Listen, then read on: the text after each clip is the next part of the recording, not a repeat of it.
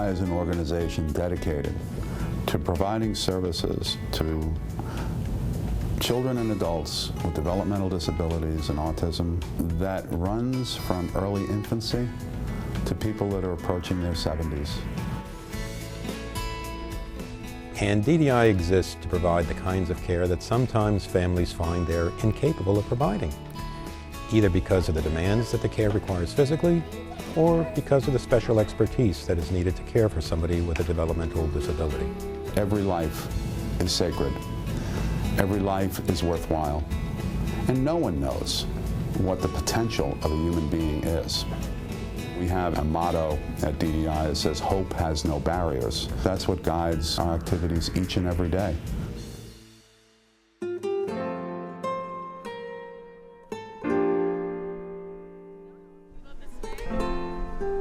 Connor was born on Valentine's Day in 2007, and he developed normally until we started noticing around 15 months old some of the things he was doing with play, spinning wheels on cars, a few other things spinning around in circles. We didn't really think anything much of it. He had 1 or 2 words at that time, and he kind of lost them.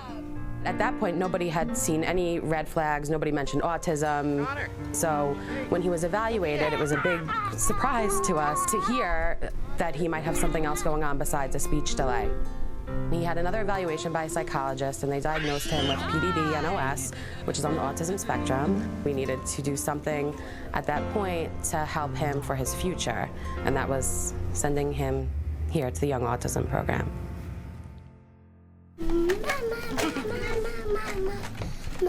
The Young Autism program is an early intensive behavior intervention program for early intervention and preschool students. We have children as young as 18 months, and we have children who enroll up to the age of 4. The whole goal of the Young Autism program is to have the children return home to their district kindergarten program at kindergarten age. You can't really find that anywhere else. We write to the parents every day how their day was, what they had trouble with, what they excelled in, and then we ask them to follow through some of the trials at home, because if they do it at home and they do it here, then they do it across the board, and it's much easier. We have children that entered our Young Autism program without the ability of speaking, making eye contact, not really being, I think, part of what their families thought was being in our family, who went through our program, went into mainstream. We have some of these kids that have graduated high school as valedictorians.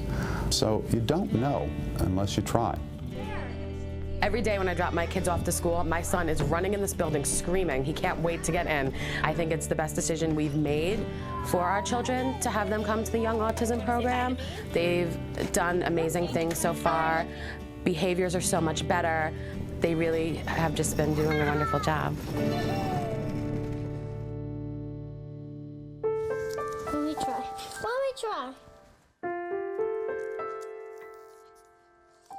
December 2nd, 2005, Nathan came into our lives, and our lives have never been the same. He was a good boy. He slept at the beginning, took his bottles, and cried a lot, but that's what babies do. And as time went on, we realized that normally by 6 months, kids sleep through the night. And by 9 months, they definitely don't wake every couple of hours or get violently upset when they wake up in the middle of the night. Things started to just not be on track for where he should be, I guess. And we started going to many doctors and trying to figure out what was going on. You ready? Heather listened to the early intervention folks, went and visited DDI, and when I got home that day, she told me stories of how the kids were in the hallways having fun in a good environment where, doing the type of things that we wanted to see Nathan doing. Bye, Nate. I love you.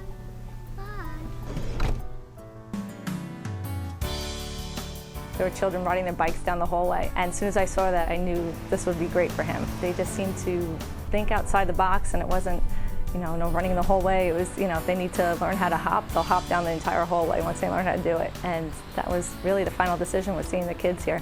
Starting Early program is for children from birth through pre-K.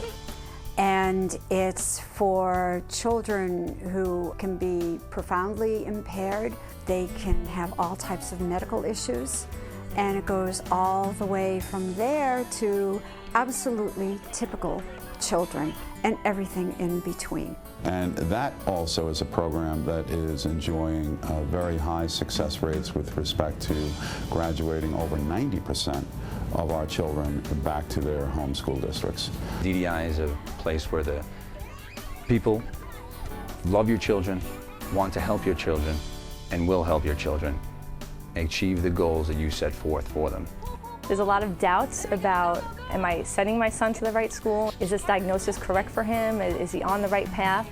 And the only thing I could say is all the success that he's had is the encouragement. And you see the progress that he has here, and that's what gives you the strength to say, yes, I did the right thing, and he's going to keep moving forward.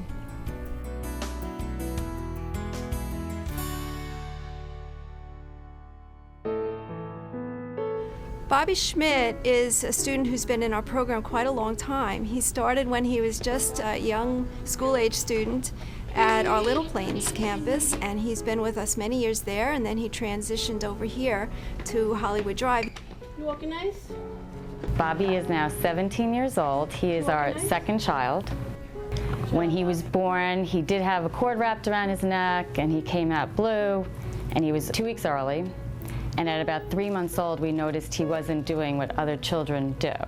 We'd have all our friends over, and we'd all have our kids there, and their children could all track, and he would go like this, he wouldn't follow it.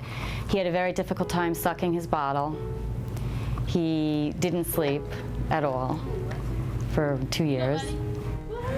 They found out they had an extra portion of a chromosome on his 13th or 14th chromosome, and they didn't have a name for it. They had never seen it before, but the resolution was he was going to have some severe mental disabilities, which he does. His early years were extremely tough. His behavior was difficult. He thrashed his body consistently. He didn't sleep well at night. He would even thrash to the point that he put his head through a wall. During that period, we got Bobby on a waiting list for the residential facility, and the day came that he was going to enter the residential facility. That morning I was loading up the car to move his belongings into the car, and it was just extremely difficult to do. I barely had the strength to do it, physical strength to do it. Leaving was difficult, you know. Good job. We drove home and had to enter the house. We had 2 other children, so we had to carry on, you know. And the first month, a couple of months were tough. It became very prevalent, you know, within months that, you know, DDI was his home now.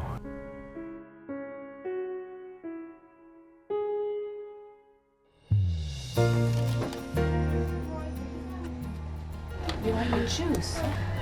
Nice asking, Bob. He's actually so much happier now than he ever was before. He really enjoys having his peers around him in the home, and I guess at school they're working with him, trying to be able to interact more with the other children in the classroom.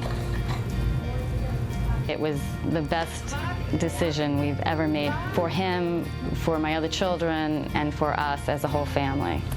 You want juice? He just has grown and learned so much and gone so much further because he's been in the residential facility and the school, of course. I think the one-on-one constantly has helped him to just get further than what he would have done at home with just us. I love you too. Basic hopes for Bobby is, because of his limited mental capacities, is that he's happy and he's healthy and he's cared for. And so far, so good. You get a little TV time? Eventually, he'll transition out of Resident A, and he'll have to go into a group home. And you know, we just hope that it's going to be the same care there, and we expect it will be because it's, you know, it's run by DDI.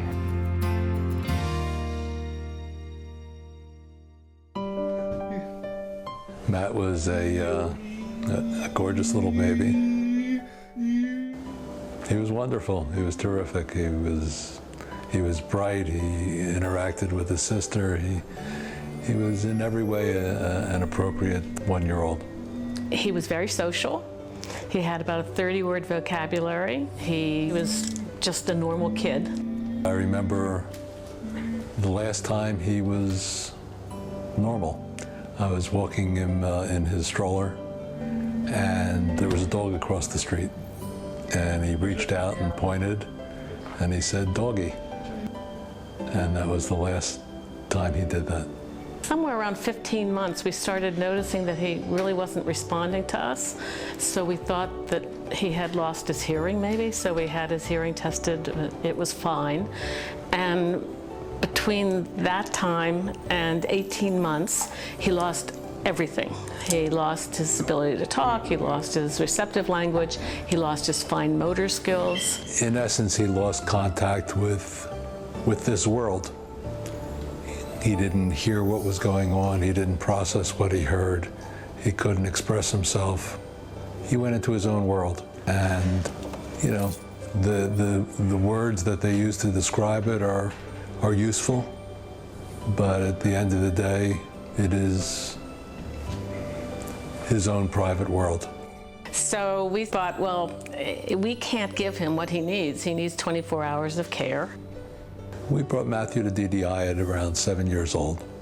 He's now 27. When we brought him, he was not happy. He was had problems with violence. He had problems with caring for himself. He's now 27. He has no problems of that sort. He has a fulfilling life. He works in several jobs. He lives in a home with his peers. He's well cared for and well loved.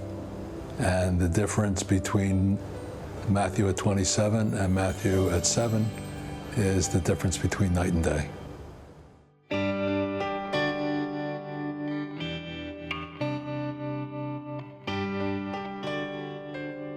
Within our adult division, we have what are called vocational services that can run the gamut of just in a center trying to help people understand how to partake in a manufacturing process.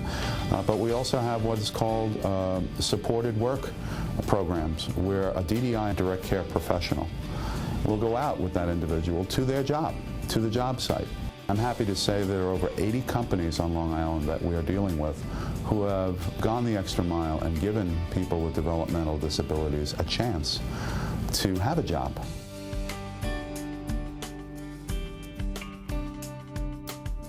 With the grocery outings, Matthew has choices of what he likes to pick out, for whether it be dinner or snack. It gives him a little bit of independence and dignity to pick out his own food and teaches him money management.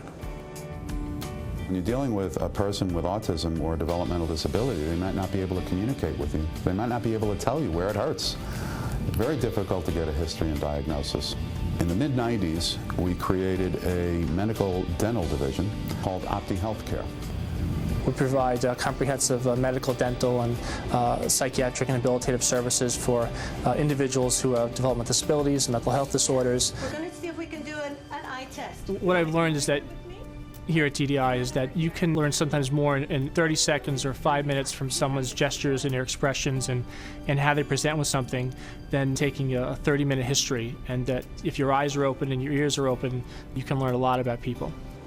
You know, we all want our children to be happy. That's the primary thing in any parent. And Matthew's happy. And so whenever I feel badly about things, and I often do, I say, you know, he's happy. What else do I need? It takes a lot to be able to do what our staff members do each and every day. Our workforce is really what makes DDI what it is. And all of the good and positive things that have come to DDI in the way of recognition for the quality of services we provide is rightly a reflection of the DDI staff. I don't know where I'd be without the staff here at DDI. They have helped me from day one. They love what they do and they have a passion for it. I think they're straightforward and honest. I wouldn't have staff any other way. And it's just a refreshing thing to see people who really love what they do. And we all have the ups and downs of work. We all have the issues that we have to face on a regular basis. But to have that deep-rooted passion and love for the people we serve and the goals that we're trying to obtain is fantastic. I think that DDI's best days still lie ahead, because DDI is still somewhat of a well-kept secret, in my estimation, relative to some of the other organizations in New York State or across the country who do what we do, but perhaps can't do it as well or as proficiently as we do it here at DDI.